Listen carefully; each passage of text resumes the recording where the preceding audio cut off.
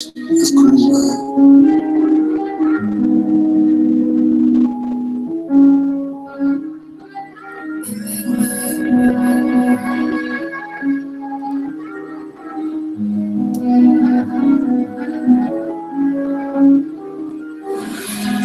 me enquadram no mundo, com certeza vão me dar esporro. Vão me tratar tipo um cachorro e eu vou ficar calado, senão eu morro. Se eu vejo eles, socorro. Se eu vejo eles, eu peço socorro. Se eu vejo eles, socorro. Se eu vejo eles, eu peço socorro. Cê tá ligado, preto nunca teve vez. Aí, cuzão, o que foi que você fez? Sai da minha frente que chegou a nossa vez. Nós não somos mais escravos, tô cansado de vocês. 3 séculos de escravidão, vocês julgam pela cor da pele. E é melhor vocês pararem antes que a raça se rebele. Somos afrodescendentes, melanina, cor da pele. Foi por causa dessa porra, vocês mataram Marielle. Em qualquer lugar nunca foi diferente. Se nós se tombar, vocês atiram na gente. Dá um tentativo, descarrega o pente. Ainda vai no jornal, diz que era delinquente. Preto é julgado pela aparência. Se nós achar ruim, vai ter consequência. Se falar uma, vocês perdem a paciência. Se tá, vai dar 10 tiros de advertência.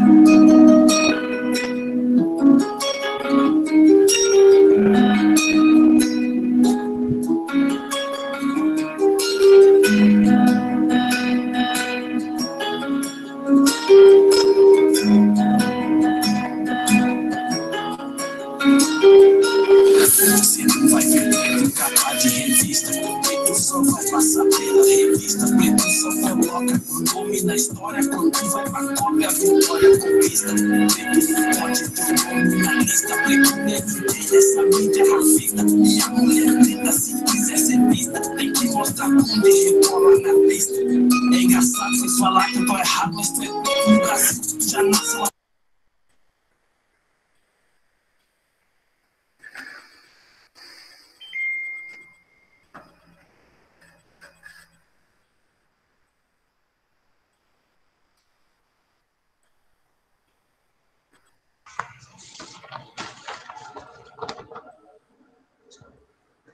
Boa noite a todos. Eu me chamo Alana Maeli, eu estou no 10º período de Psicologia. Sejam todos muito bem-vindos ao terceiro e último dia da nossa terceira jornada de Psicologia da FACENED, que tem como subtema Psicologia em Movimento por uma profissão engajada com a vida humana. Esse evento, que vem desde o primeiro dia, evidenciando que a psicologia é política. Como disse a nossa soberana professora Leila, ser psicólogo é tomar partido. Fazer psicologia é se posicionar. Deixa o neutro lá pro detergente, ou sei lá o quê.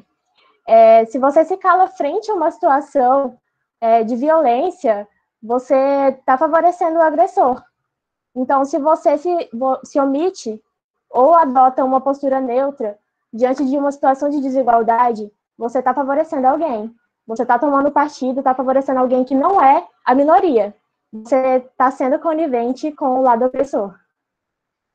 Como dito por Martim Baró, e mencionado também pelo nosso colega Iago no primeiro dia da jornada, é parte do papel do psicólogo servir as classes populares e acompanhar seu caminho em direção à libertação.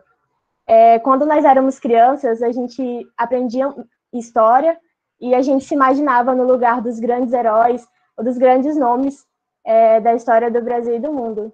E hoje a gente está vivendo história. Então eu fico muito feliz de ver tanta gente aqui. Agora tem 67, nos outros dias tinham até bem mais pessoas participando e buscando munição para lutar, para participar das lutas que nós estamos vivendo. Espero que todos tenham aproveitado muito esse evento riquíssimo, que se encerra hoje com um tema tão necessário. Eu, particularmente, fiquei, não sei vocês, respondem no chat, eu fiquei toda emocionada quando eu vi o tema, né, porque entra dentro do tema do meu TCC, então eu fiquei toda empolgada. Antes da gente começar, antes de apresentar o palestrante, eu quero deixar alguns lembretes. Primeiro, eu queria pedir para vocês manterem o microfone sempre mutado e para não selecionar a opção apresentar agora, que está bem no cantinho aqui da tela, porque pode interromper a apresentação do nosso ministrante. Também as perguntas podem e devem ser direcionadas ao chat, não precisa se preocupar com o tanto de mensagem, da pergunta ficar perdida, porque tem uma até mais pessoas atentas lá, anotando tudo para a gente voltar a discutir elas no final. Lembrando também que a lista de presença vai ser disponibilizada no chat, não esqueçam de assinar, porque é através dela que a gente vai emitir a certificação do evento, e não sai antes de acessar o formulário. Mas também não precisa afobar e assinar mais de uma vez não, tá, gente? Só uma tá bom. E você que está assistindo a gente aí, comendo miojo ou pipoca, mentalizando que está lá na nossa nosso tradicional jantar de encerramento no Costelão, fingindo que está no Costelão, tira uma foto, manda pra gente, marca a gente nos stories, no Instagram, usa a hashtag eu na JornaPsi, marque o @psicologiafacmed. A gente quer ver como vocês estão participando do evento. Além disso, sigam também as nossas páginas no Instagram, @psicologiafacmed, a página das nossas ligas, @lapsimfacmed, que é da nossa Liga de Saúde Mental, e da nossa Liga de Temas Emergentes, que, se não me engano, é @latepcacoal. Queria pedir que alguém mandasse, nosso monitor mandasse aí no chat os arrobas para ficar mais fácil para vocês acessarem. E sigam também o Insta do nosso palestrante, né? GabrielUFSB. @GabrielUFSB. Bom, sem mais delongas, a nossa palestra de hoje vem com o tema Racismo Linguístico, uma análise das tecnologias linguísticas de discriminação racial. Eu convido, então, o ilustre professor Gabriel Nascimento, ele que é doutor em letras pela Universidade de São Paulo, mestre em Linguística Aplicada pela Universidade de Brasília, professor da Universidade Federal do Sul da Bahia e autor do livro Racismo Linguístico. Seja muito bem-vindo, Gabriel. Muito obrigada por aceitar o convite de acrescentar ao nosso evento. Sinta-se à vontade, a casa, ou no caso a plataforma, né, sua. Aos demais, sintam-se em casa também, sintam-se à vontade, perguntem, participem, porque o evento foi todinho idealizado para vocês, foi tudo feito com muito cuidado, muito carinho, e é tudo para vocês, então aproveita. Uma boa palestra a todos. Gabriel, o palco é todo seu. Obrigado, Alana. Estou muito feliz de hoje me teletransportar para o interior do norte do Brasil. Pense aí, quase nunca a gente conseguiria fazer isso em outros momentos, mas a gente precisa colher os bons frutos e os maus frutos desse momento de pandemia. Os bons frutos são esses, né? Queria agradecer a Léo, em primeiro lugar, que sigo, acompanho e que desde já nós acertamos nossos calendários para a gente estar junto aqui, com um grande entusiasmo, né, de ver um homem preto, educador, pesquisador como o Léo, trazendo uma galera muito jovem, né? Fico muito feliz, imensamente feliz de saber, inclusive, que a gente pode fazer debates. Queria também cumprimentar a Mônica Francisca Pristo, que está aqui na minha frente, minha amiga, que veio também aqui me avaliar, né? Que nossos amigos não assistem a gente, avaliam, né? Nossos amigos avaliam a gente. Então, Mônica, bem-vinda também. E aí, e pensar que eu estava até agora há pouco fechando sessão de verificação das cotas aqui na UFSB, eu sou presidente do comitê das cotas da UFSB, e até pouco momento atrás estava fechando banca, e fechar banca é uma atividade política também, é uma atividade de garantir a presença de maioria negra, maioria de membros negros nas bancas, para garantir uma equidade maior na avaliação, e também garantir que a gente combata a fraude nas universidades. E eu sou presidente há pouco tempo do comitê de cotas, e aí eu estava lá pensando, ainda bem que ao me teletransportar para o norte, o que é 7 vira 8 lá no norte. Então, é 8, ainda bem que é 8, porque eu passei 7 às 8 trabalhando, para não ser mentiroso. Na hora que o Léo mandou mensagem para mim, eu estava acabando de gerar o último link. E aí eu falei, não, agora está na hora de dar uma parada. Queria cumprimentar e dizer que a discussão sobre racismo linguístico nos teletransporta para as construções em torno do conceito de modernidade. Para pensar originalmente que toda essa discussão tem muito a ver com os escritos de um estudioso que, como muitos de vocês são psicólogos em formação, era psiquiatra, que é Frantz Fanon, e Frantz Fanon escreveu poucos livros em vida, né? Esses são dois dos livros de Fanon, né?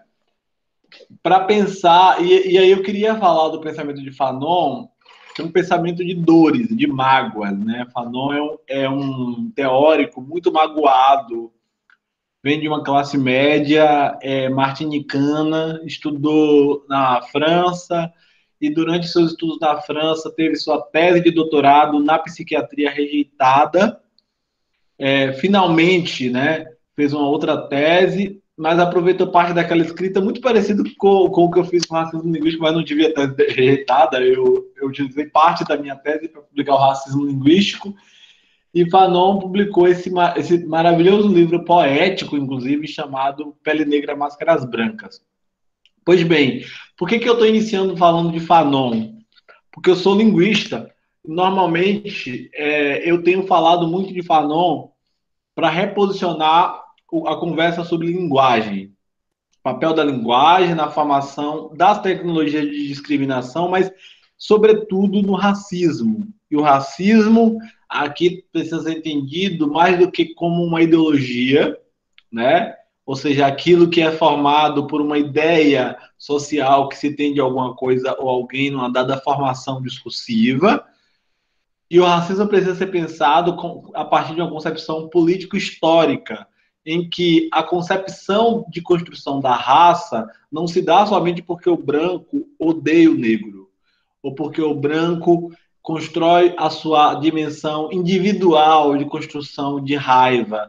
Pelo contrário, o racismo se dá porque o branco é um sistema de poder, e um sistema de poder que constrói a sua narrativa, a sua trajetória de branquitude, participando de um esquema de eliminação de tudo aquilo que nos países pós-coloniais, sobretudo como é o caso do Brasil, e aí eu estou excetuando países até que não passaram pela colonização como nós, como os Estados Unidos, que tem outra história, mas eu quero pensar o Caribe e o Brasil, que passam a tentar eliminar, a partir daí, qualquer traço negroide, tendo como vista um contínuo, que assim como as classes sociais, na sociologia moderna, a raça, a construção da raça constrói um contínuo, em que primeiro os corpos escurecidos, retintos, com traços mais incisivos e negroides, são os corpos que são alvo. Aliás, a história brasileira é muito interessante, a história da abolição, sobretudo, porque a abolição no Brasil ela é um projeto, ela está dentro de um projeto de branqueamento do povo brasileiro.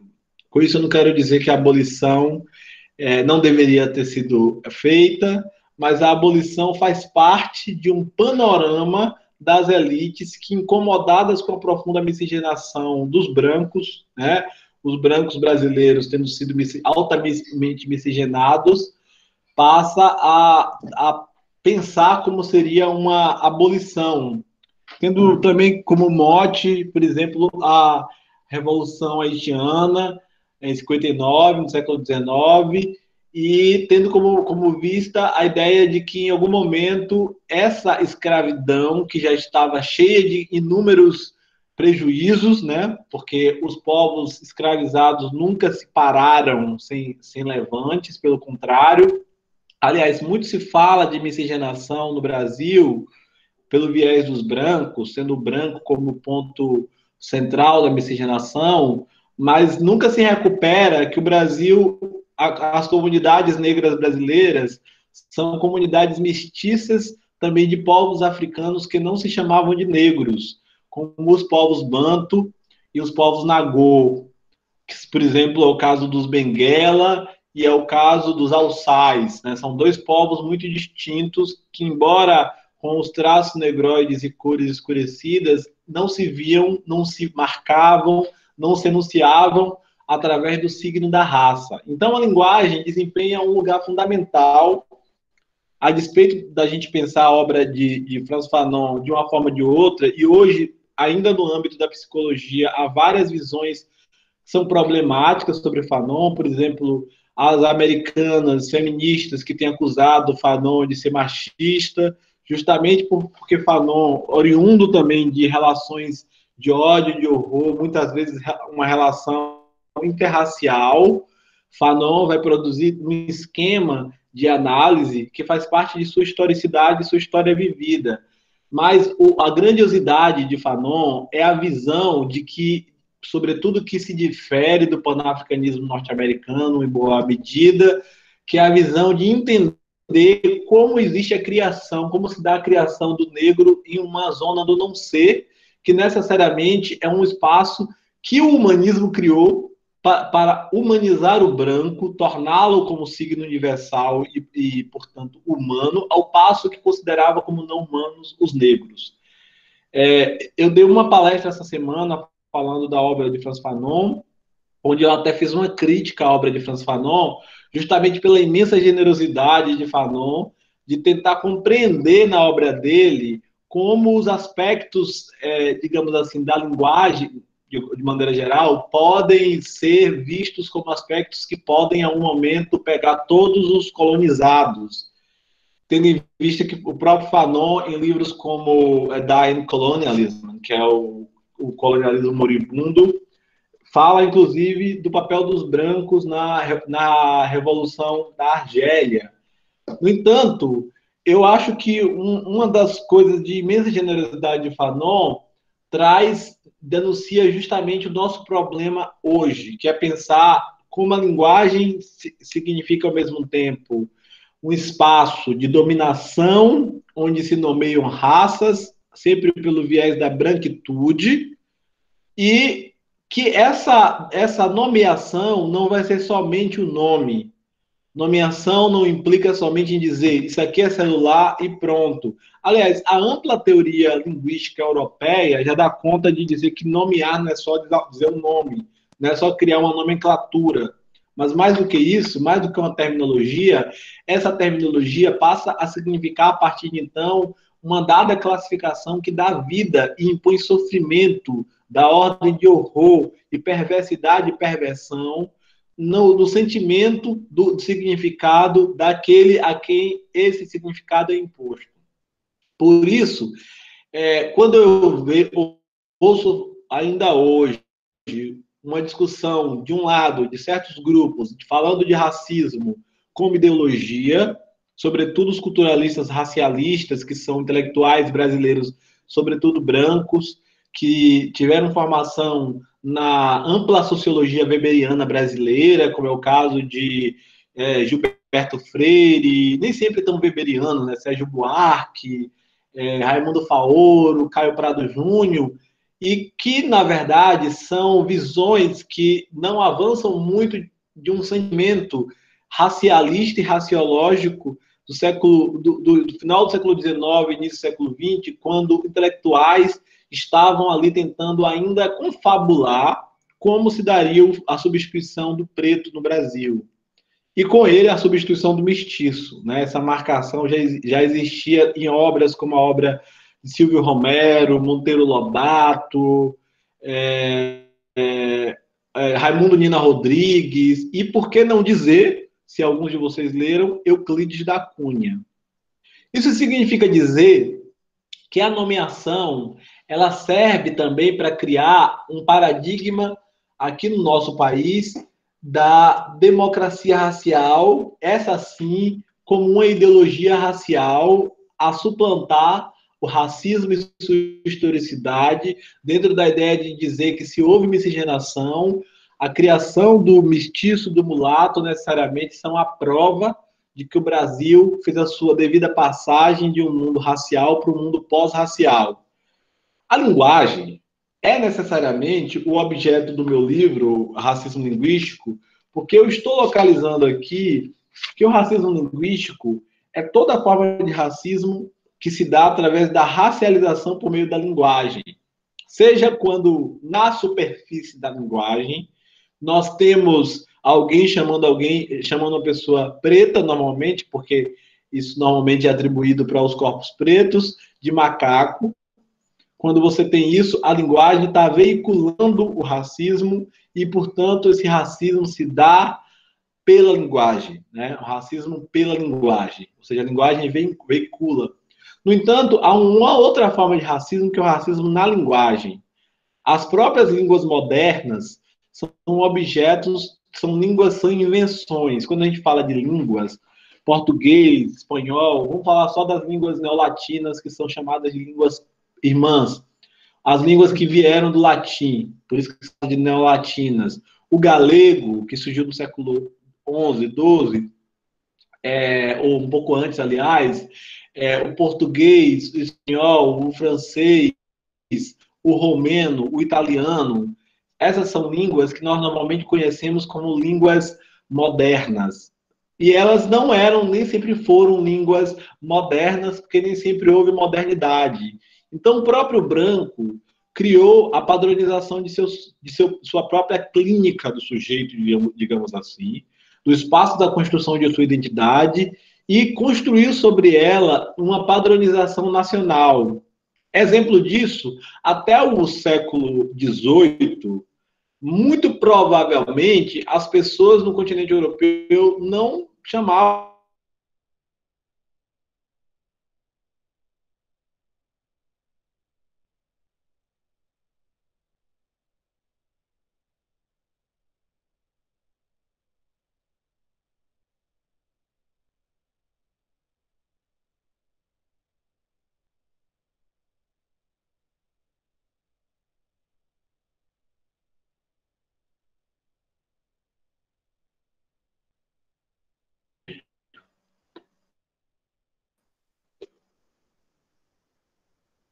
Oi. Oi, Gabriel. Travou um pouco, mas agora me parece que ao menos o som voltou. Para mim, sua imagem está congelada, mas eu te ouvi.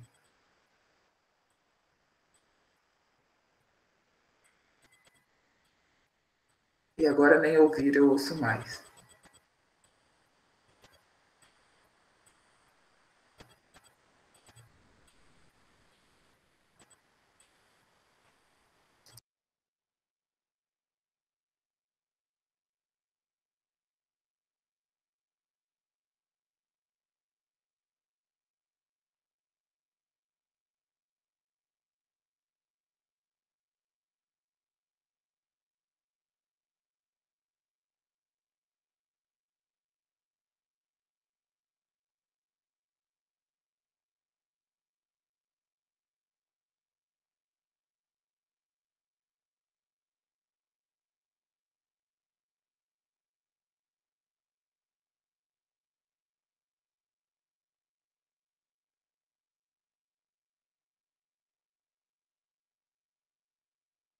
Olá, olá, eu voltei de verdade agora.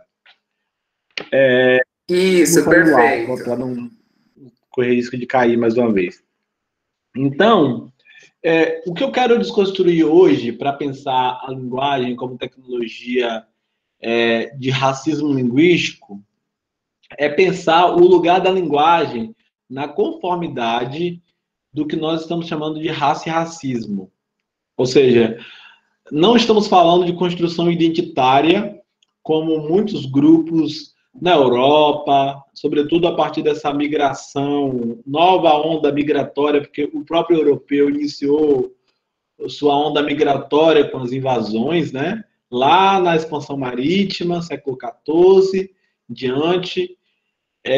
Mas nós, depois dessa onda migratória dos anos 2000, nós temos vários grupos falando, sobretudo falando várias vezes, sobre esse processo como um todo, da ebulição desse processo, e nós muitas vezes temos tido a dificuldade de focalizar, nesse caso, com uma linguagem para esses grupos, para a Europa, para vários lugares, tem sido vista como prática identitária.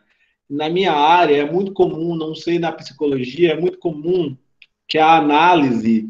Primeiro que na psicologia há dificuldade de nós entendermos o papel das variáveis sociais, no caso eu estou falando de racismo, e muitas vezes as pessoas negras são violentadas justamente para tentarem acreditar, e é uma coisa que Fanon responde muito bem a Freud, que o problema para resolvermos o problema, basta substituir e inverter a filogenia pela ontogenia, ou seja, trazer a responsabilidade, a aquiescência, portanto, do indivíduo para entender o problema de uma dada sociedade, por exemplo, é o caso do mal-estar na cultura, e Fanon diz, olha, para nós, pessoas negras, a individualidade é algo que jamais vai resolver, pensar do ponto de vista da ontogenia, se nós não entendermos que o racismo é uma prática de morte que cria as pessoas negras sem individualidade, que produz o negro como uma identidade coletiva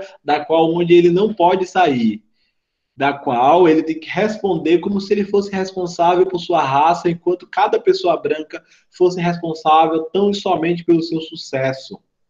Então, eu quero excetuar aqui a ideia de identidade, quero pensar muito em identidade próximo do que a teórica ticana Glória Ansaldúa chama de pensar fronteiriço. Para mim, a melhor definição de prática identitária, como uma mulher racializada, inclusive nos Estados Unidos, é pensar fronteiriço como identidade, como aquilo que a condição histórica se lhe impõe porque você vive numa fronteira onde você é obrigado a estar. A linguagem, então, ocupa na modernidade o surgimento desses grandes artefatos de poder com base nas línguas nacionais. E, como eu disse, as línguas nacionais, elas nem sempre existiram. Para a gente, parece que elas sempre existiram. Mas os próprios europeus, o próprio pensamento branco ocidental tem mostrado que não. É o caso do livro, que devemos ser muito críticos a ele, né? Mas ler para pensar, que é o livro Comunidades Imaginadas, de Anderson, onde ele vai falar no livro sobre como o europeu construiu de maneira romântica e idealista a sua identidade nacional, e as línguas estão dentro delas. O grande problema de Anderson, na minha opinião, é a visão de que ele tem de língua, onde língua continua sendo uma unidade, uma materialidade. Nesse momento, eu parto para dizer que língua não pode ser uma materialidade, no sentido de matéria, porque língua é uma ficção criada pelo poder, onde raça e racismo também foram criados, onde nessa mesma confabulação e criação, raça e racismos vão servir para amparar a ideia de língua e as práticas linguísticas de maneira a conceber o corpo preto como sem língua e o corpo branco como aquele competente. Olha, Tyson, e o corpo branco como competente, como propiciador de uma modernidade, como agentivador, digamos assim, dessa modernidade, como se todo branco fosse sinônimo de modernidade e erudição, enquanto o corpo negro é visto como um corpo incompetente, a quem se deve dar competência, para quem serve a escola. Da mesma forma, a crítica que a gente pode fazer ao chamado movimento negro educador, que é importante, que serviu para as nossas gerações, sobretudo para colocar jovens negros nas universidades, mas que também pode fazer transcender a ideia, e o que eu chamo de movimento negro educador, é um conjunto de movimentos no século XX que demandam luta por entrada nas universidades, nas escolas, com a população negra, que não surgiu essa luta com as cotas. Essa luta surgiu desde a década de 40, do século XX, ali na Convenção do Negro Brasileiro, e foi importante, mas também traz eu esqueci a palavra, comensurabilidade. Pronto, acertei aí a palavra. Estou querendo falar difícil, tá vendo? Não dá. De como o racismo afeta as trajetórias das pessoas negras, de maneira que parece que a completude das pessoas negras é a entrada na universidade, na escola. Como se nossos parentes, que não estivessem nas escolas, nas universidades, estivessem sem completude, estivessem a par de uma dada completude, e esse sentimento nós também temos que ter muito cuidado. Pois bem, a linguagem em Fanon, ela traz um sentido de zona do não ser, e eu desenvolvi o conceito de língua como zona do não ser, dentro da conceituação de racismo linguístico, para pensar do ponto de vista da pessoa negra, como a língua figura para ela como a zona do não ser. Mas eu também quero pensar como as pessoas negras não estão paradas no sistema de significação. Ou seja, à medida que há línguas, como a língua portuguesa, que normalmente é uma língua usada para supostamente afirmar uma unidade nacional, a gente deve se perguntar se as pessoas negras no Brasil, os vários grupos banto que vieram para aqui, apenas passaram a reproduzir o português do colonizador sem fazer edições a esse português. A antropóloga Lélia Gonzalez foi a primeira no Brasil a fazer adição a esse pensamento, partindo não precisamente de dados, porque não precisava partir de dados, a observação antropológica de Lélia era muito maior do que dados, do ponto de vista da pesquisa racionalista, mas partindo da corporeidade negra, de como ela se pensava como mulher negra, olhando o povo negro brasileiro, para chamar o português falado no Brasil de pretuguês.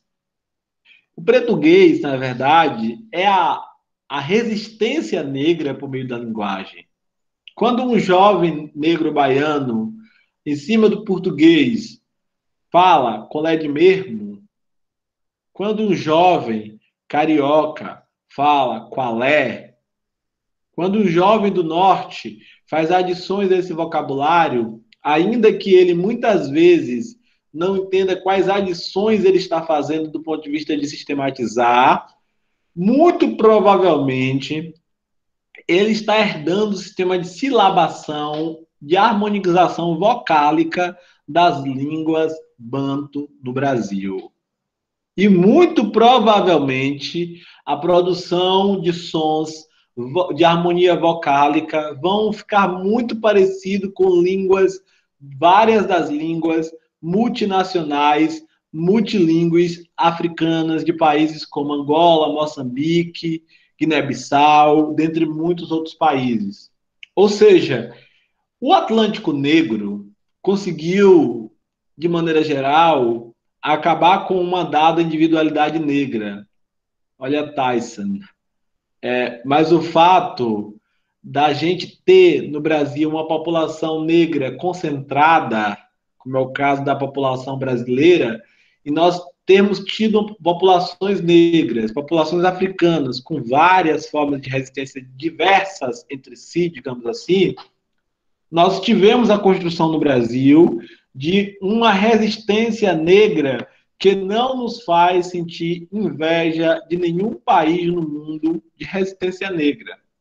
Então, esse é um outro aspecto que normalmente as pessoas têm perguntado nas palestras, nos espaços, para a gente sempre comentar à luz do que está acontecendo nos Estados Unidos, né?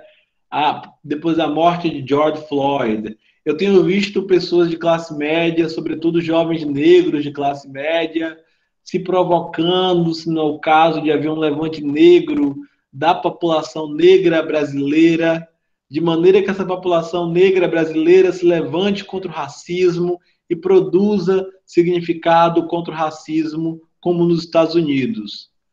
Parece que a concepção histórica é problemática novamente em relação à linguagem. Os Estados Unidos têm sua história, e eu até ousaria dizer uma história nova de resistência, e o Brasil tem uma história centenária de quilombos, milhares de quilombos espalhados pelo Brasil, de movimentos para a independência, inclusive aí no norte do país, com muita presença negra. A presença negro-mestiça nesses movimentos é uma presença da valentia desses povos que não, de maneira nenhuma, se prostraram diante da escravização e do trabalho escravo, que nunca se conceberam, nunca significaram o seu corpo como o corpo do escravo.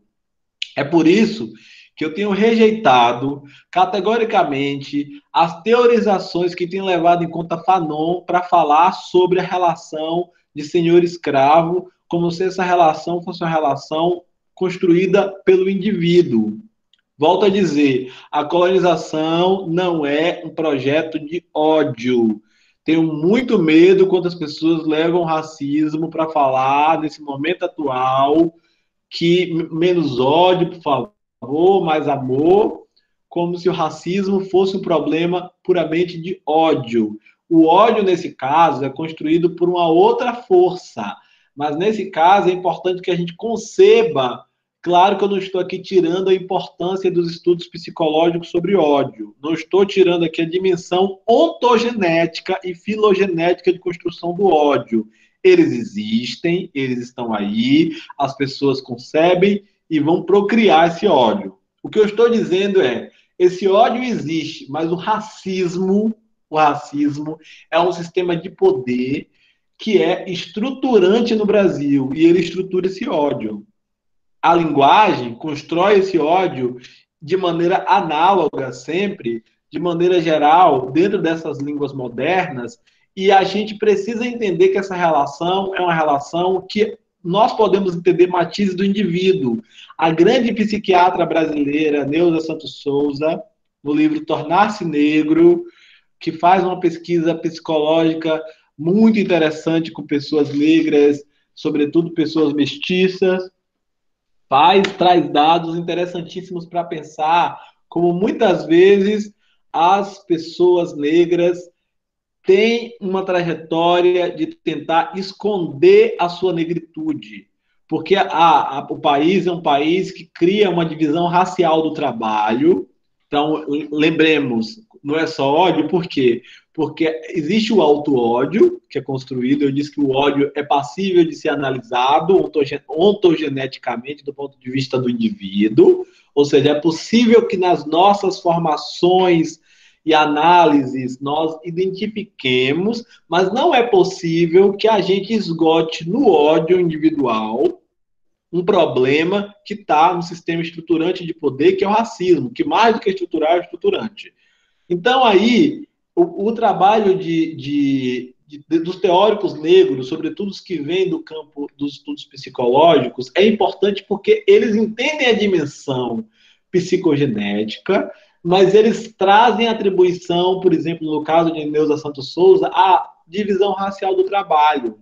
E essa forma linguageira de discussão disso forma o meu objeto de pesquisa, que é como a discriminação racial ela se constrói na linguagem, que na verdade tem a ver como essas línguas veiculam sempre de maneira animalizada a figura do negro e de maneira naturalizada a figura do branco.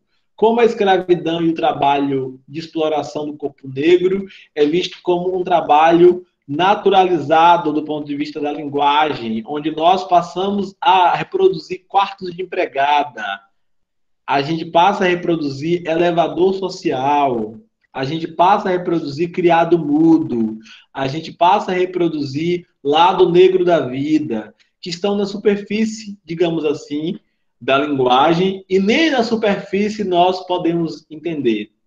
Eu queria, então, nessa digressão que eu tenho feito, entender que nós estamos falando de linguagem, linguística, e vocês percebem que eu fui buscar fora do meu campo a linguística as teorias necessárias para pensar o meu campo. Eu sou um professor de língua inglesa, de linguística, conheço muito bem a teoria da linguística, toda a minha formação foi na área de linguística. Provavelmente eu estaria hoje falando de línguas como eu estudei a vida inteira, desde morfologia até sociolinguística, até análise do discurso, até pragmática, e, no entanto, hoje eu me estabeleço pensando criticamente se o conceito de língua não está amparado na racialização dos corpos negros que nós passamos. Fora do Brasil, os teóricos têm pensado nisso para pensar a língua como invenção. embora muita gente diga que acha que a língua também é uma invenção, a língua é um sistema que subsume a identidade de uns em prol dos outros. O português, muitas vezes visto como português bem falado no Brasil, é aquele que é falado por uma dada classe média branca, universitária, da zona urbana. Então, nesse trato racialista, nem a classe média rural falaria por si só a língua que é veiculada como uma língua aceitável no país. Para complexificar, a escola dá aula de uma outra língua, que é uma norma profundamente fechada, até anticientífica do ponto de vista dessa linguística evolucionária, que é com o uso de gramáticas, compêndios gramaticais normativos, em que não tem nenhum embasamento teórico do ponto de vista científico e que produz, obviamente, uma visão de uma elite escravocrata que queria o purismo do branco, que já era mestiço no século XIX, e por isso precisava garantir que o português e a norma do português de Portugal fosse preponderante no Brasil, razão pela qual há tanto problema em tentar ensinar para o estudante o que é próclise, o que é ínclise, o que é mesóclise, para tentar trazer para o estudante uma coisa que não existe no Brasil, que, por exemplo, é o caso da mesóclise. Muito difícil explicar para o estudante no Brasil que possa existir alguém no Brasil que fala falar-lhe-ia, que é a norma falada em Portugal.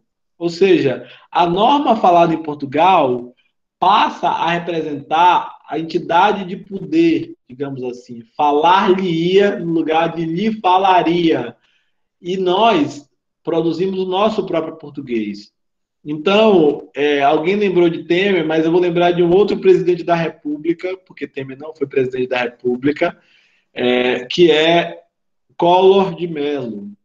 E Collor de Mello, quando falava, ele tinha mania de, com muita força, falar os róticos da coda silábica das palavras terminadas em R, como mar, falar, andar. No entanto, pasmem vocês, uma herança muito forte do português brasileiro, que é africana, é o papel da vogal.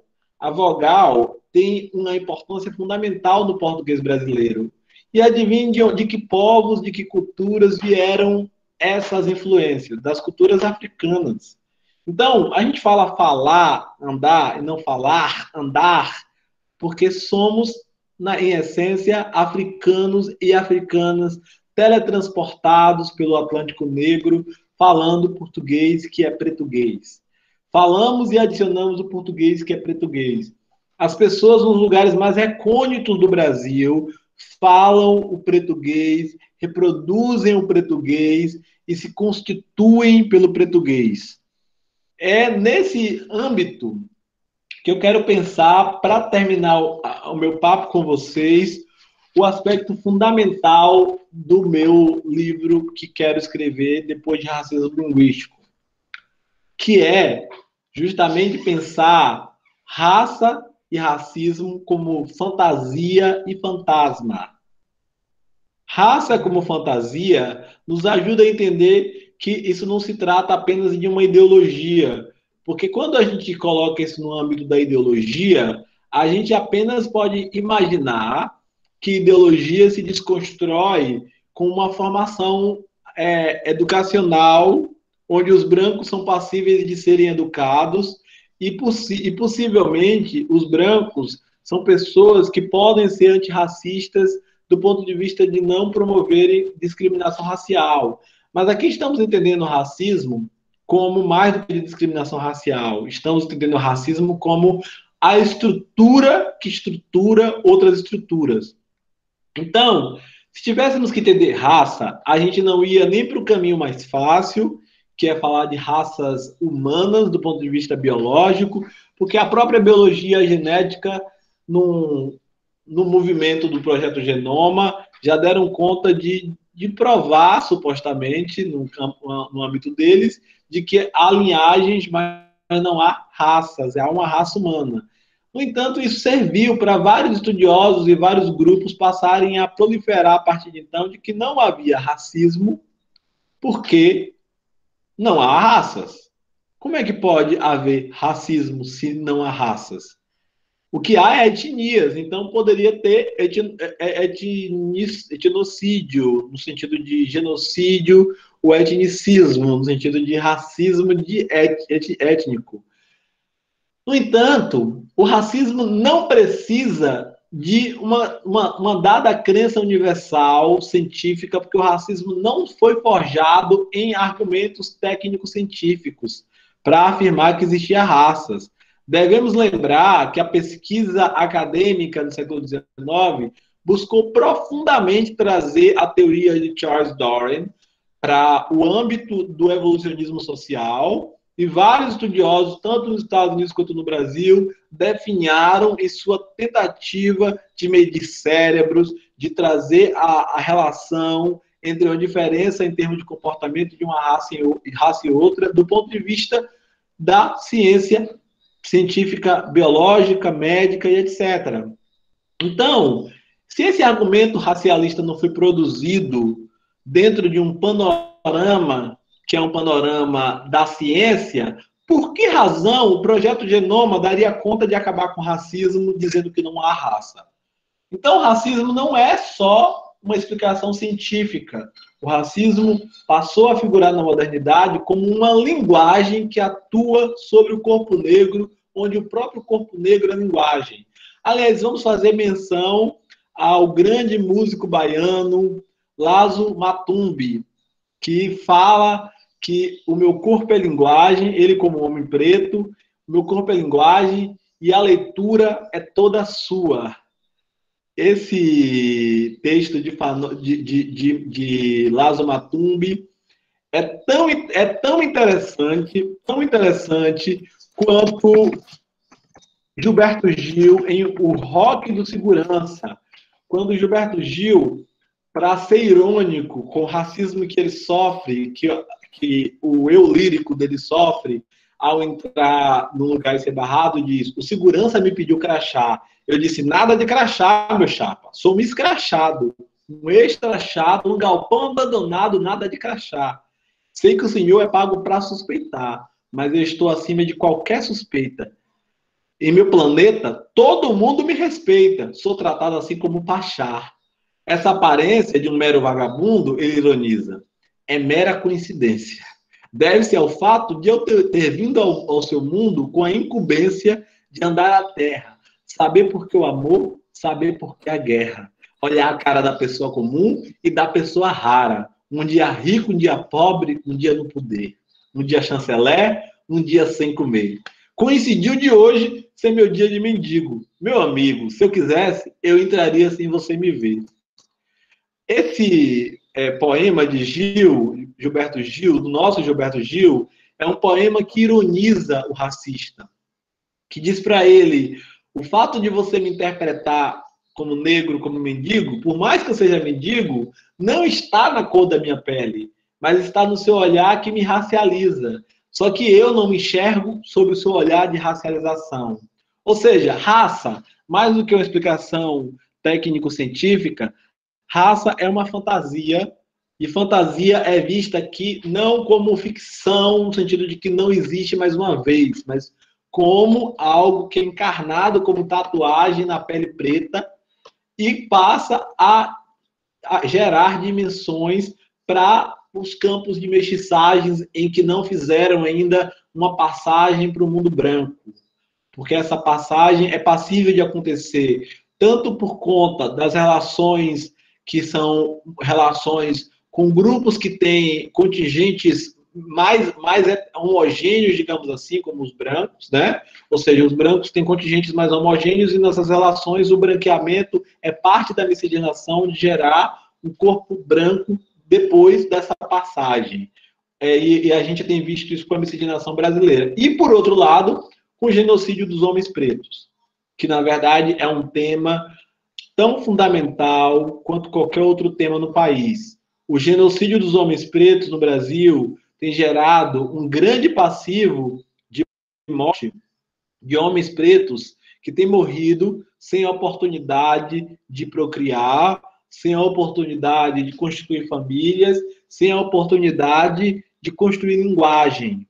Eu disse essa semana numa palestra entre colegas da linguística que muito provavelmente nós estamos procurando os sentimentos errados na pesquisa quando a gente não vai atrás de pensar qual linguagem fala ou falaria o corpo que morre, corpo preto que tomba, corpo preto que está no tráfico, agentivado, agenciado por uma força paramilitar. Então, o que eu quero localizar aqui de raça como fantasia é o correspondente da raça como fantasia. Quem cria fantasia, nesse caso, é o fantasma. O fantasma cria a fantasia. E quem é o fantasma? É o racismo. O racismo é um fantasma político e a raça é uma fantasia política. O fantasma político atua sempre sobre uma fantasia que ele cria sobre si próprio. O supremacismo branco existe na sociedade brasileira, razão pela qual os brancos geram gerações e gerações de pessoas que podem viver sem a suspeição social, socio-racial e política. De maneira que em todas as classes há brancos, mas os brancos passam a ser minoria nas classes mais subalternizadas. De maneira que o branco nas classes mais subalternizadas passam a fazer passagens, muitas vezes, que as pessoas pretas, retintas, jamais conseguirão fazer. Essa leitura de mundo, para concluir, é uma leitura que compreende, portanto, uma visão que Fanon trouxe muito bem, que tem que concerner a psicologia, as políticas pensando na psicologia, que é um mundo livre do peso da raça. Seguramente, o que Fanon chama de um mundo livre do peso da raça é a sua grande teoria revolucionária. O grande problema é o branco, no Brasil, precisa ser interrompido em sua identidade universal. As pessoas brancas precisam começar a ser chamadas de brancas. A despeito dessas piadas de internet que começam a falar de racismo reverso, muitas vezes com piadas, muitas vezes com verdade, né? Onde a gente fala de falsas simetrias, porque para existir racismo reverso seria necessário existir 480 anos, 380 anos de escravidão de brancos, de qualquer pessoa com traços brancoides. Por outro lado, essas falsas simetrias também têm lugar. Elas são amigas da falsa simetria que acredita que a escravidão do mundo antigo na África era a mesma escravidão que aconteceu no Brasil. Como, aliás, houve escravidão em todo o mundo antigo. Não só na África. Na Grécia houve escravidão no mundo antigo. A chamada escravidão de guerra, que tem um caráter não comercial, é uma escravidão de submissão, sim, mas não de comercialização de um corpo, de formatação de uma empresa colonial, de formatação de um poderio econômico que já no século XVII significava a principal fonte econômica do Brasil. Não era mais a cana-de-açúcar. Já no final do século XVII, era o tráfico negreiro, razão pela qual o Brasil recebeu quase 4 milhões dos 11 milhões de pessoas africanas de muitas culturas diferentes africanas escravizadas para o país. Então, pensar essa dimensão política da questão racial não é negar de maneira nenhuma que nós estamos aqui falando de repartição de responsabilidades.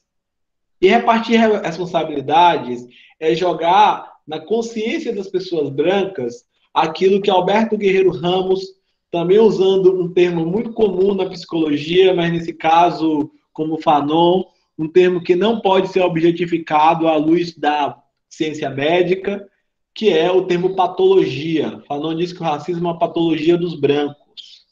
E patologia é um nome muito polêmico, porque se você olhar pelo Código Internacional de Doenças, patologia é digno de cura no sentido de tratamento psicológico, psíquico, como se o branco fosse doente por racializar. Mas a patologia, no uso desses autores, tanto Franz Fanon quanto o próprio Alberto Guerreiro Ramos, que é Baiano, sociólogo fundador da sociologia moderna brasileira, é a patologia que entende que a própria escravização e colonização criam forças que passam a ser reproduzidas no que vocês mesmos da área de psicologia chamam de imaginário coletivo. Esse imaginário coletivo passa a criar uma patologização desse espaço em que, novamente, a gente tem um diálogo com o Michel Foucault para entender que a gente vive, portanto, uma aculturação onde o racismo vai criando um rastro e vai apagando o rastro anterior para que você não saiba como ele se construiu.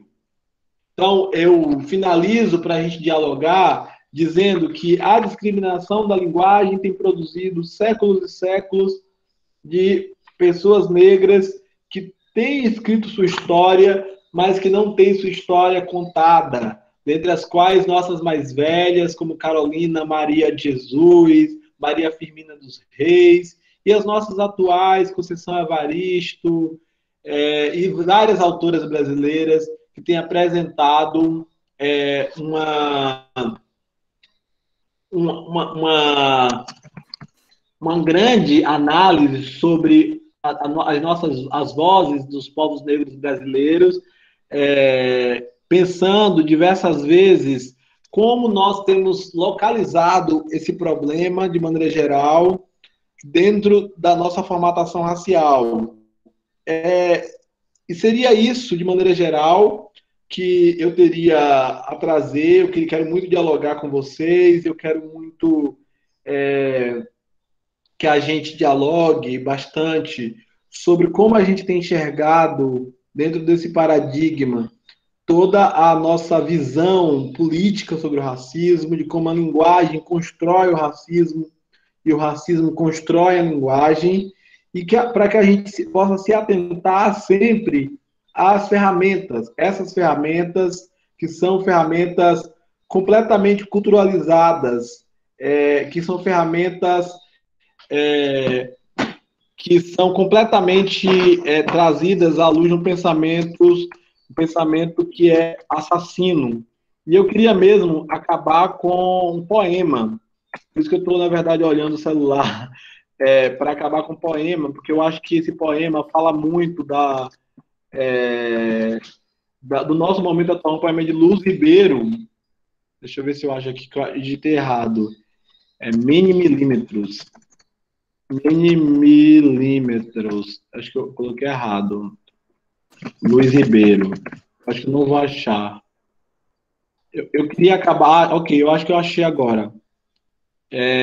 Esse poema, para acabar com esse poema, porque eu acho muito importante que nós possamos sempre entender que teóricos como Francis Fanon, Aimé Césaire, também são teóricos da poesia do nosso povo. O poema é de Luiz Ribeiro, um poeta preto brasileiro, que diz assim: os meninos passam liso pelos becos e vielas.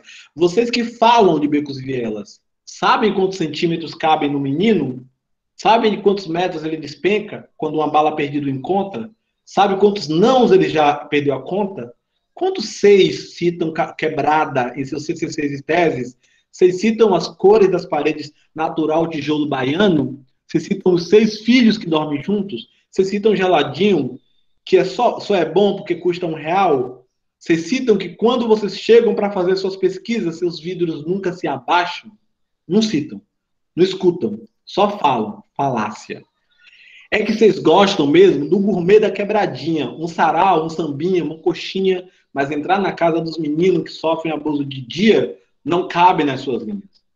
Suas laudas não comportam os batuques dos peitos, laje vista para o córrego, se o corretor corrige a estrutura da madeirite.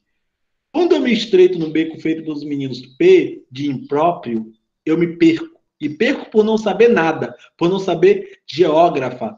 Invejo tanto esses meninos mapa. Percebe? Esses meninos desfilam moda, havaiana azul e branca e preta, número 35, 40 e todos, que é o tamanho exato para o seu pé número 38. Esses meninos, tudo sem educação, que dão bom dia, abrem até portão, estão tudo fora das grades escolares. Estão sem escola.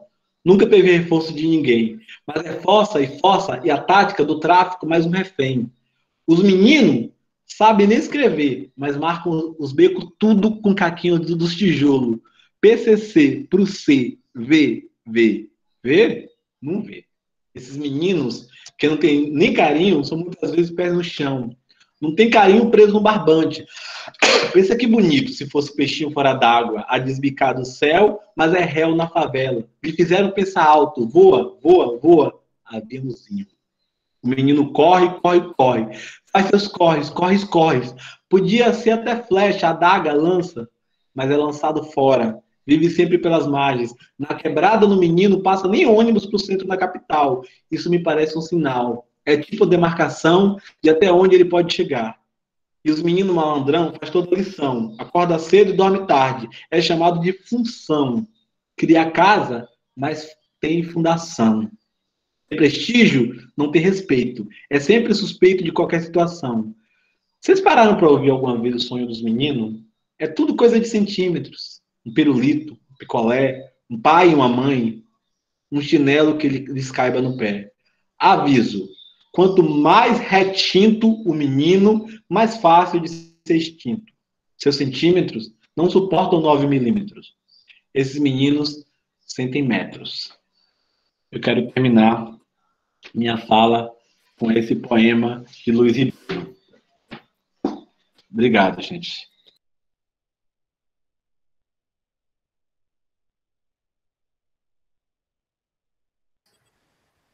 Magnífico, Gabriel. Muito obrigado. Muito obrigado, Gabriel.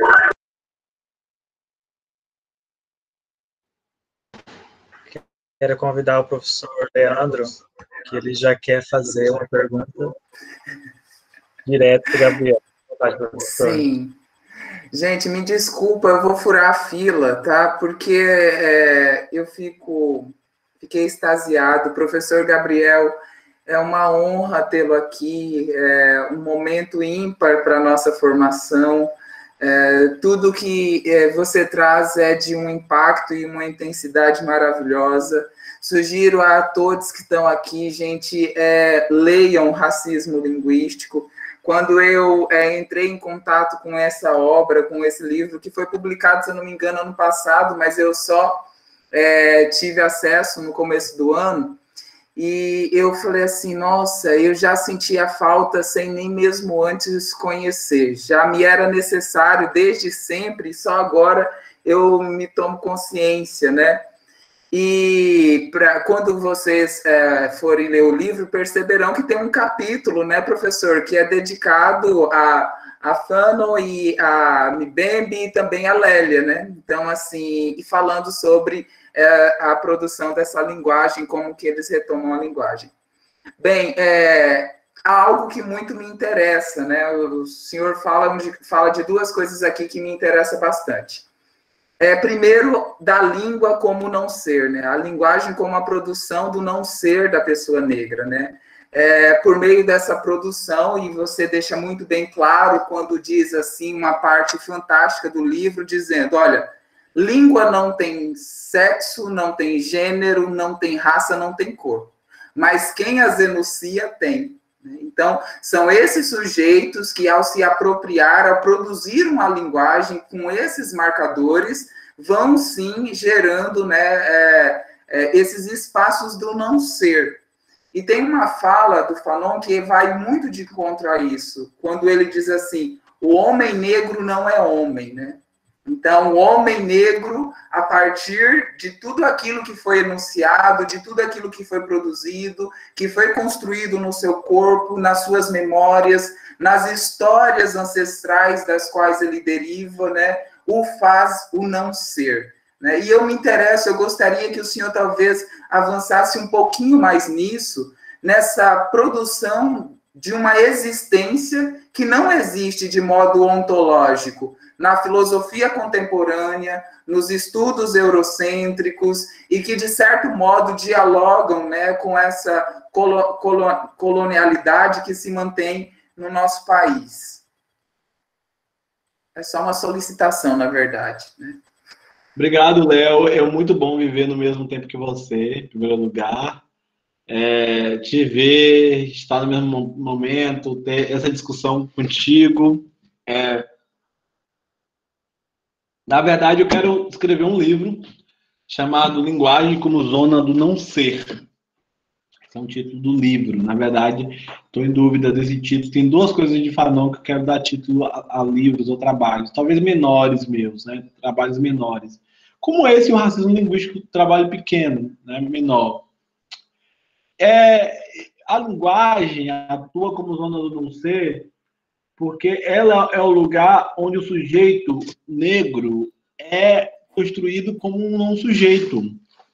E ele, ao ser construído como não sujeito, ele passa a ser visto como aquele que não tem uma língua, né? Que precisa ir para a escola para aprender a falar uma língua, que precisa necessariamente sair do seio de sua comunidade. Quando a gente começa a ler o primeiro capítulo de Fanon, Pele Negra, Máscara, o Negro da Linguagem, no Pele Negra, Máscaras Brancas, parece muito, tem muitos exemplos parecidos com os que a gente vive no Brasil. Negócio das pessoas, as pessoas negras terem que sair, serem tiradas do seio de sua originalidade cultural. É o jovem negro que sai, que chega na escola. Ele passa a conviver com um lugar que a todo dia quer dizer para ele que a experiência linguística dele fora da escola é uma não experiência. Ou seja, é uma experiência que é uma experiência, mas é uma experiência que não é validada, não é necessária, e que ele precisa aprender uma língua correta, que se chama português, e que ele precisa construir sobre o português a visão dele linguística sobre o português correto, né? Porque ele só vai melhorar na vida se ele aprender esse português. São mitos, né? São mitos sobre as nossas construções, né? Quando o aluno chega no 7º ano do ensino fundamental, 6º ano, aliás, em diante, ele começa a ver as primeiras línguas estrangeiras. Inglês está lá, professor de inglês. Inglês construída como a língua do capitalismo, do branco, do povo que deu certo. Inglês é vista como a língua, a grande experiência de negócios, e é sempre o corpo branco que representa essa língua. Ignora-se, por exemplo, que há vários países africanos com o inglês como uma das línguas, né? Se ignora o papel, por exemplo, da Nigéria. Se ignora o papel de vários países africanos, como a África do Sul.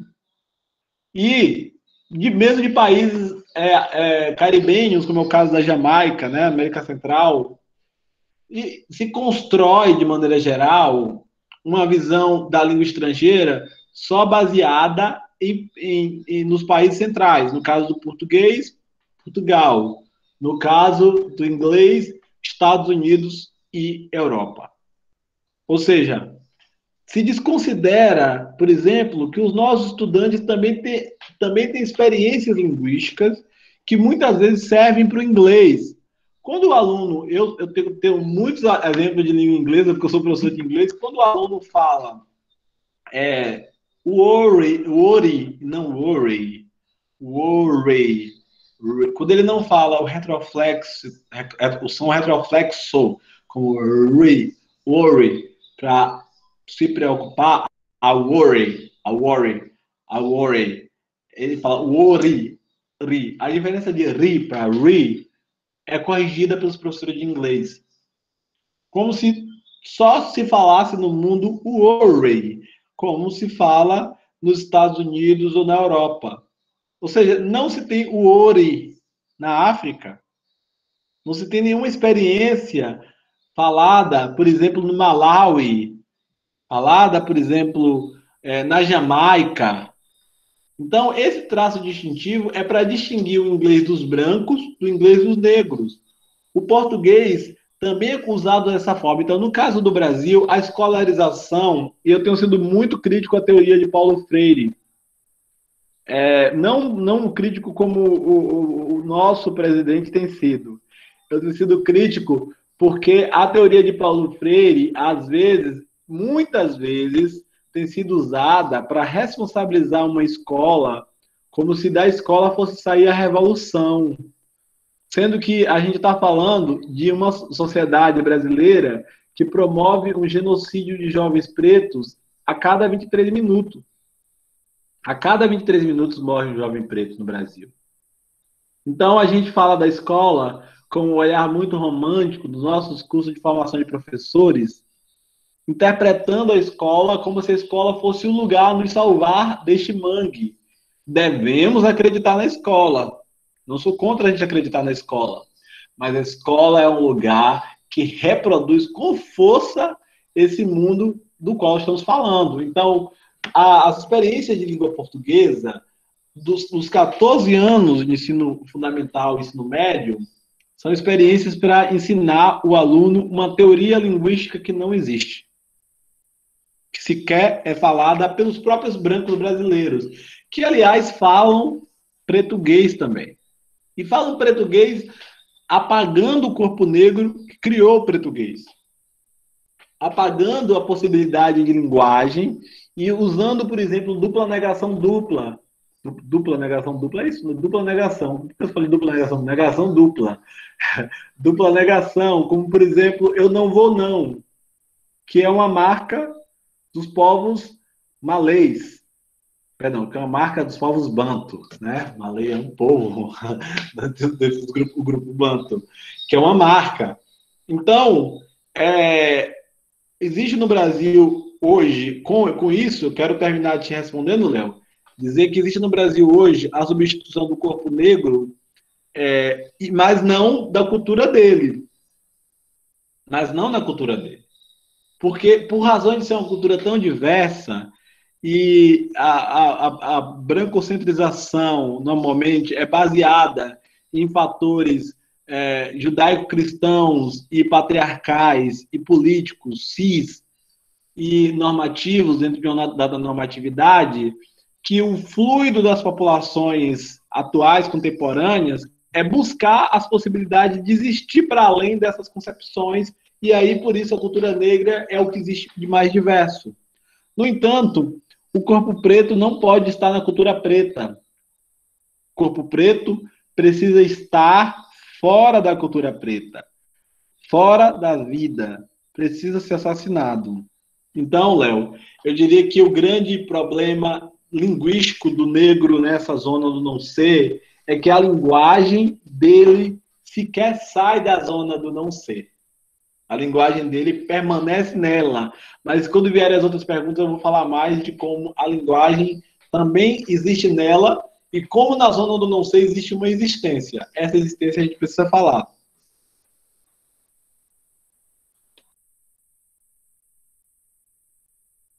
Perfeito, muito obrigado. E temos aqui perguntas várias, né, dos nossos alunos, e o Caio vai começar a expor para você. E a gente vai se deleitando com isso.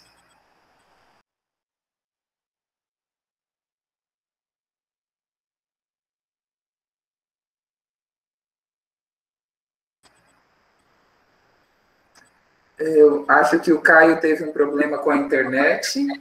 É só um minuto que ele caiu, mas eu vou tentar fazer as perguntas aqui. Obrigado, Vanessa.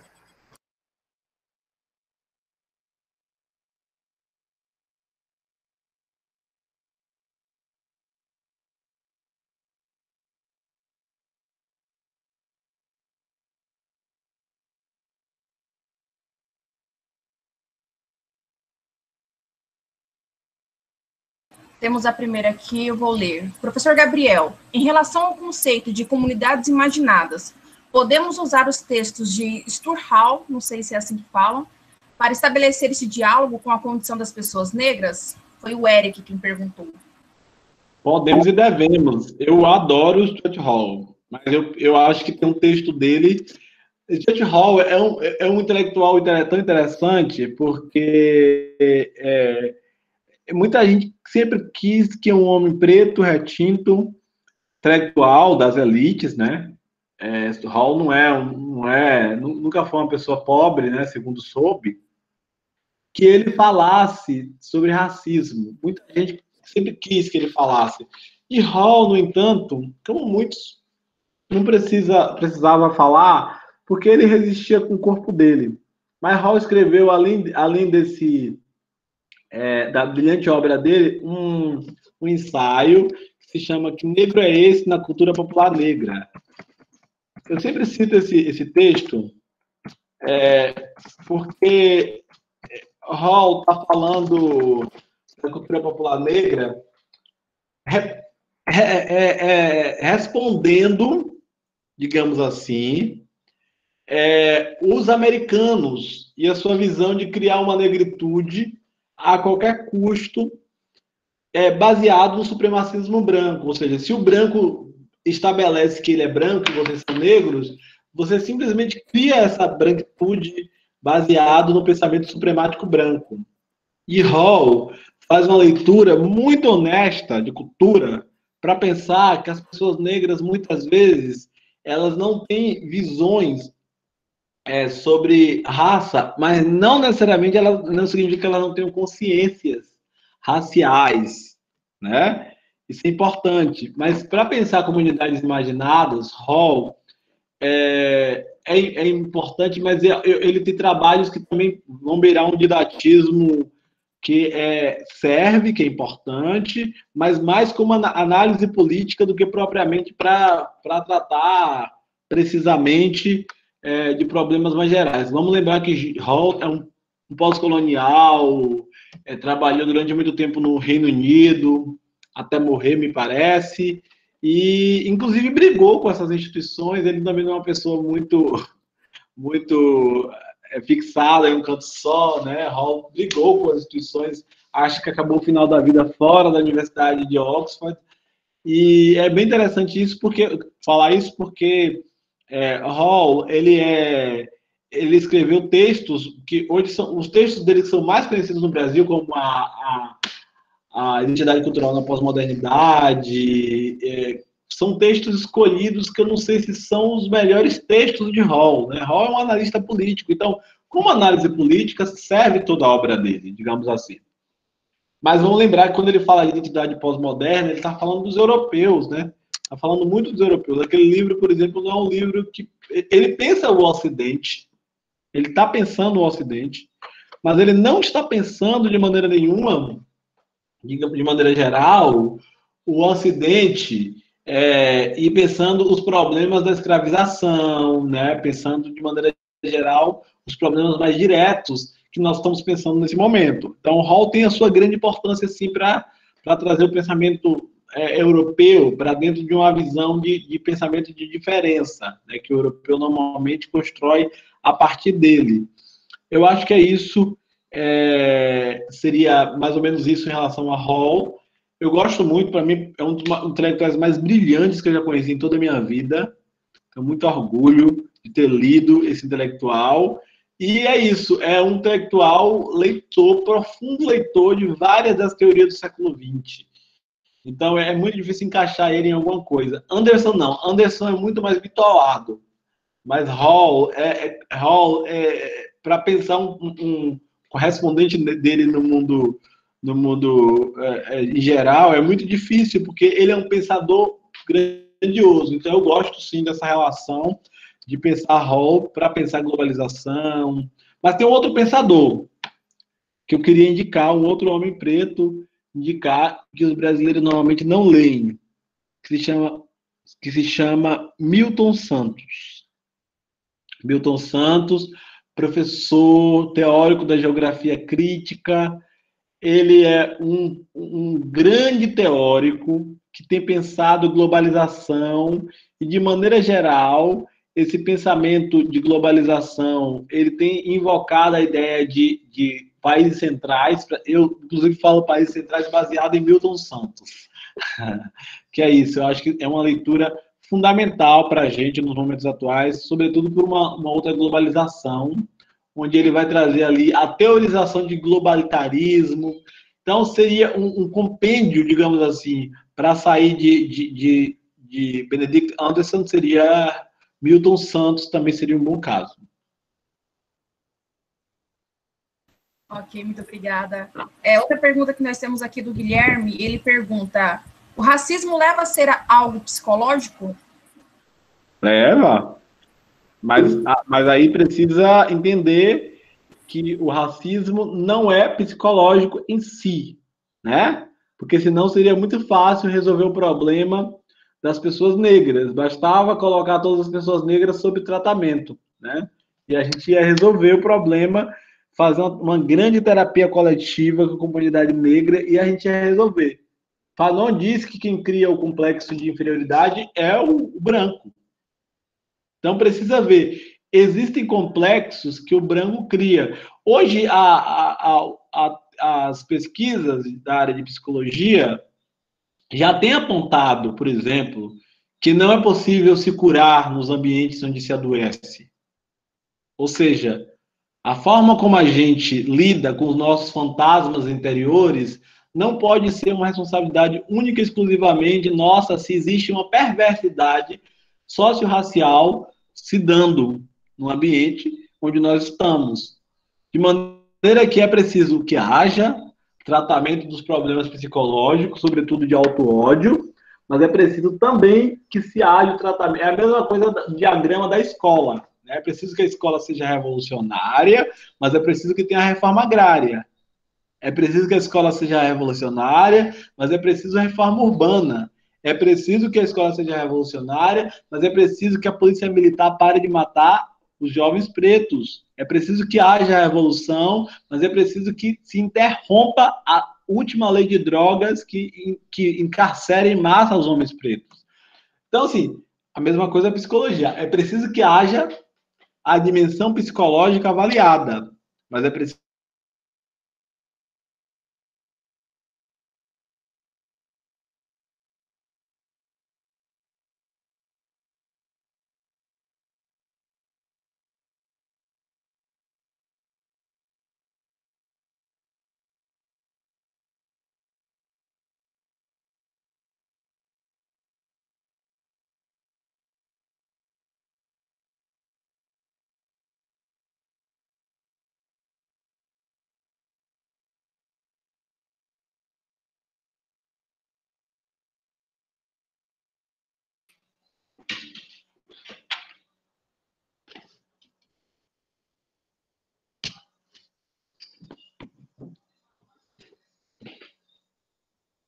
Bom, eu caí porque o celular descarregou. E eu não tinha visto isso. Ou seja, a internet estava no celular ancorada, caiu, o celular caiu, a internet caiu junto. Mas agora eu voltei para a internet da casa e já está tranquilo a internet. Então é isso, gente. Eu acho que essa proposta, ela visa também analisar auto-ódio, mas também um branco precisa passar. A gente passou da hora de começar a pensar, não é para tratamento, né? Mas a branquitude, é preciso que a branquitude esteja também, tenha também suas dimensões de construção de padronização analisadas, né?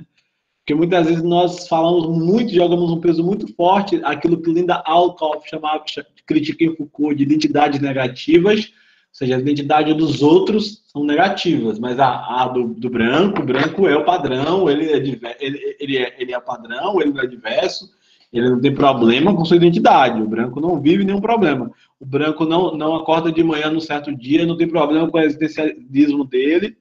Então, é preciso que essas pessoas também pensem que as pessoas brancas, em sua diversidade, buscam uma padronização. E aí, é preciso tratar também disso do ponto de vista psicossocial. Seria isso também.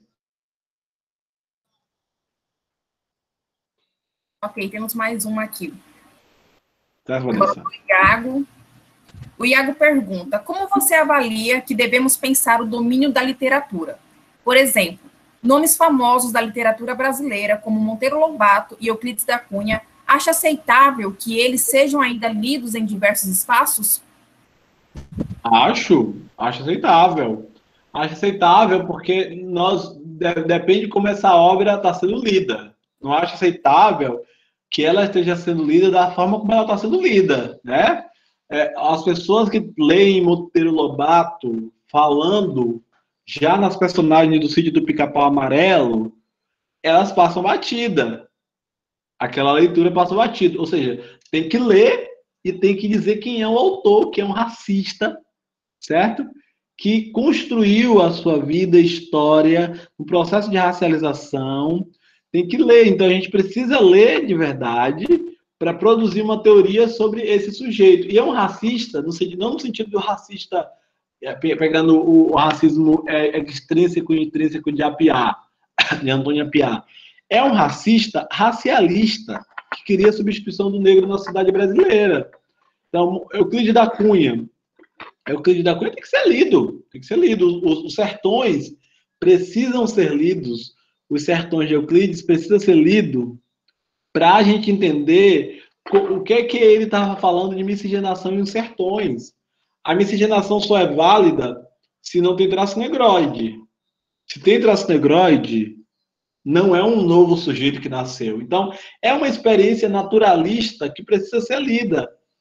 E é importante que a gente traga essa leitura para o centro de pensar como esse teórico está reproduzindo teses racistas ali dentro, que são respeitadas até hoje nos partidos políticos, na forma de morenidade do povo brasileiro, o sertanejo, né? Os povos do norte não vivem isso, mas nós no Nordeste sofremos isso com o sertanejo. O sertão sendo visto como o centro dessa miscigenação, o sertão visto como centro, porque o sertão representou uma experiência de branqueamento do nordestino que nenhum espaço providenciou, digamos assim. Então, ler esses materiais de maneira crítica é preciso. Agora, a forma como vem sendo lida não é dessa forma. Esses escritores estão sendo não estão tendo, digamos assim, as suas qualidades vistas, só estão sendo vistos em termos de suas qualidades. E aí, assim, passa batido uma série de teses racialistas que ajudaram no Brasil a gerar uma miscigenação, que é a passagem do negro ao mundo branco. E o mundo, sem necessariamente ser incorporado a esse mundo branco, porque o branco pobre, mestiço, não é totalmente incorporado ao mundo branco. Ou seja, tem rachadura no mundo branco. O mundo branco não é tão pacífico quanto a gente acha que ele é. Não é, porque senão Hitler não fazia o Mein Kampf. Senão Hitler não fazia o Mein Kampf. O que é o Mein Kampf de Hitler? É a luta de padronização do branco europeu conforme o padrão do ariano da Idade Média. É uma luta. Então o branco vai padronizar essa identidade, mesmo o branco mestiço nos sentimentos nacionais, mas Hitler está ali dizendo, vocês não são brancos. Claro que são brancos. Do ponto de vista da identidade nacional, eles são brancos. Mas por que o branco está dizendo que ele não é branco? Porque o branco está entendendo ali que ele precisa criar uma padronização ainda maior em termos raciais, experiências raciais do que existe. Então, quando no Brasil o Euclides da Cunha, Monteiro Lobato e Monteiro e Euclides, muito associados a sociedades eugênicas, viu? Monteiro e Monteiro Lobato e Euclides da Cunha, muito associados, muito amigos. Monteiro como amigo de gente do Ku Klux Klan, do Ku Klux Klan, e o próprio Euclides da Cunha como uma pessoa muito bem vista nas elites, andando dentro dessas teorias de limpeza racial. Então a gente não pode dizer que o Brasil não teve apartheid, porque o grande apartheid do Brasil é querer confundir a miscigenação, gerando um passivo histórico de dor para esses mestiços, ao passo que elimina os corpos pretos. Essa é a decisão final da miscigenação brasileira. Então, eu diria isso, colocaria isso como resposta. Acho que tem que ser lido sim, mas depende da forma como é lido. A forma como é lido é que me incomoda profundamente.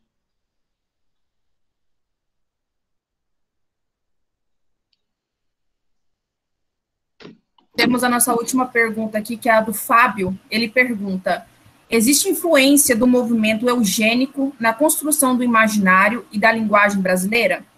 Pensando em autores como Monteiro Lobato, que foi simpatizante das teorias eugênicas de Renato Kell, se eu não me engano. Existe, e tanto é que essa semana, numa fala mais direcionada à linguística, acho que ontem, aliás, numa live, essa semana eu fiz live todo dia. Então, assim, vocês imaginam que você precisa saber não falar a mesma coisa todos os dias. E, por exemplo, eu falei de Fanon já essa semana. Segunda-feira eu falei de Fanon, mas eu não falei da linguagem Fanon, porque eu sabia que aqui ia falar da linguagem Fanon. Então, eu fiz um slide, apresentei o slide, mas aqui eu não falei profundamente da obra de Fanon como aquele dia. Existe, e a década de 30, por exemplo, faz surgir gramáticos como Napoleão Mendes de Almeida, que vai trazer a ideia de que aqui no Brasil há um bando de caipiras. Há um bando de caipiras. E, de certa forma, essa visão dele, na visão dele, ele fala dos negros e mestiços. Né? Napoleão Mendes de Almeida fala dos negros e mestiços. Ele atribui a linguagem dos negros e mestiços a uma visão de impureza, de gente que não fala o português direito.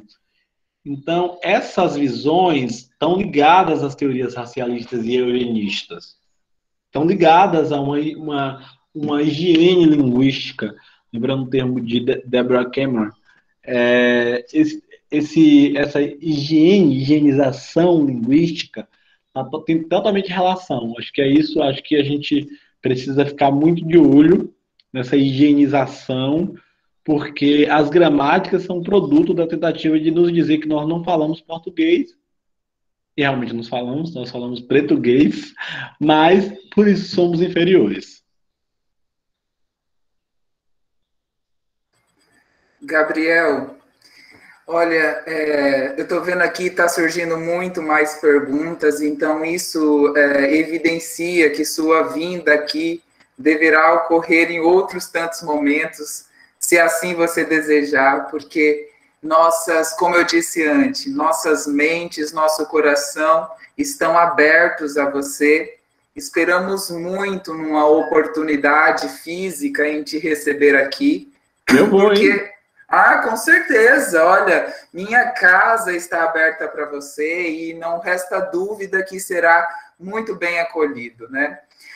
Agora nós estamos submersos na fumaça em que se tem feito a nossa região em virtude das grandes queimadas, o que é lastimável, mas nosso espírito está alegre, né? Porque foram tantos saberes compartilhados, há tantas coisas ainda por falar, tantas necessidades surgindo a partir desses livros que virão, né? Você é um intelectual muito jovem e muito potente, né? Com um vasto saber e uma produção muito original, né? Não é apenas uma replicação. Então, é notável isso, como você analisa, discursa, né? E transita nesses campos teóricos. Eu gostaria que você fizesse suas considerações finais, né? Porque nós, embora desejamos, nós não queremos exauri-lo mais ainda, né? Que já trabalhou o dia inteiro e está fazendo toda essa gentileza estar conosco agora. Não, eu já previa que seria um excelente encontro, Léo. A gente fez uma coisa que fala aqui na Bahia, nosso santo se bateu, eu bati o olho em Léo, pensei, nossa, tem que seguir esse menino, e ele me seguiu. Acho que é importante os santos se batem, né, Léo? A gente é importante. Quero agradecer a você, quero agradecer a todo mundo que esteve aqui, que comentou, que gostou, dizer que eu estou à disposição. Quero conhecer, quero ir aí pessoalmente, né? Quero sair dessa pandemia aí presencialmente, né? Eu já, dos estados do norte, já fui em Roraima, só em Roraima, não fui em nenhum outro estado. Fui no mais distante, né? Se é para ir, tem que ir no mais distante, é isso que eu fiz. Se é para ir, eu fui lá na divisa, perto da Guiana Inglesa, que é Boa Vista, né? Então, fui lá, mas eu devo mais visitas aos estados do norte, porque a gente está falando de um Brasil, eu ia falar um outro Brasil, mas de um Brasil entre os Brasis, né? Há muitos Brasis, né?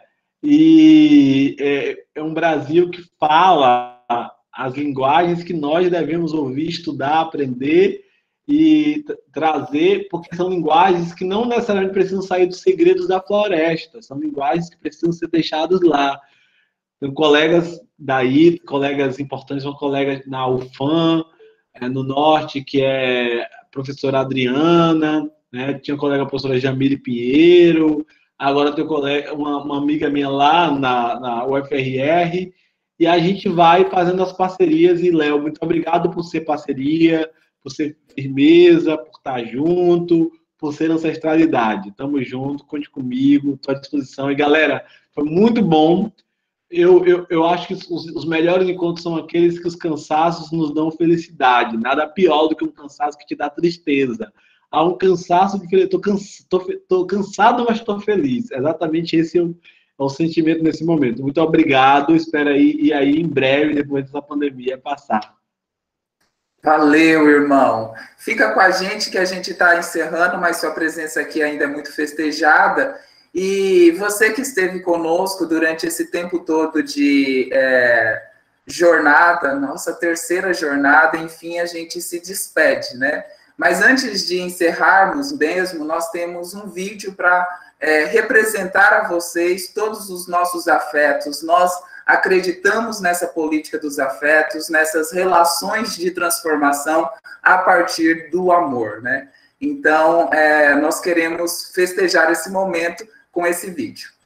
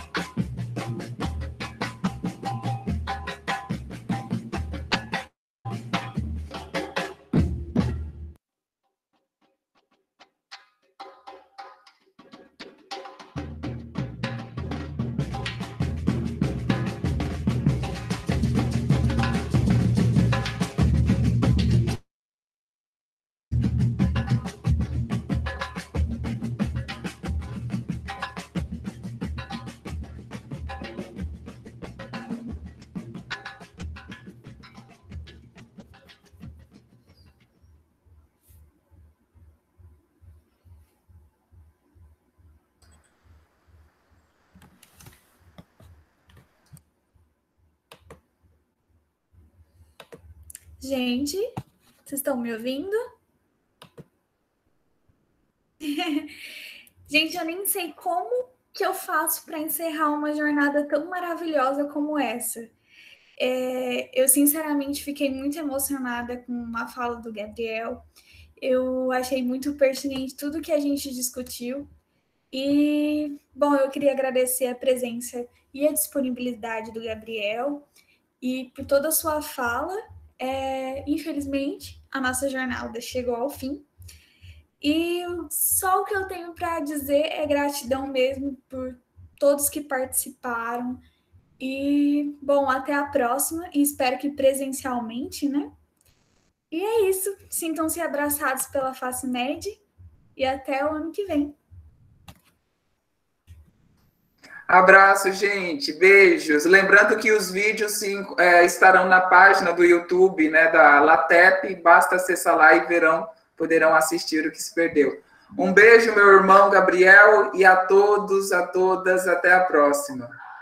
Beijo, pessoal de Cacoal. Beijo, beijo. Saudade dessa cidade maravilhosa.